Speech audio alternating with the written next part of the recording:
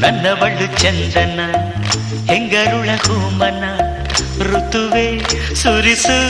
ಇವಳಿಗೆ ಹೂಮಳೆ ಎದೆಯಲಿ ಆದರ ತುಂಬಿರುವ ಸಾಗರ ನನ್ನ ದೊರೆಯ ಹೃದಯ ನಿವಾಸಿನ ಅರೆರೆ ನುಡಿದೆ ಕವನ ನುಡಿಸೋ ಕವಿಗೆ ನಮನ ಮಹಾಮೇಘಗಳೇ ಅಸ್ತು ದೈವಗಳೇ ಇಂಥ ಆಂತರ್ಯದ ಸೌಂದರ್ಯದ ಸೊಬಗು ಕಂಡಿರ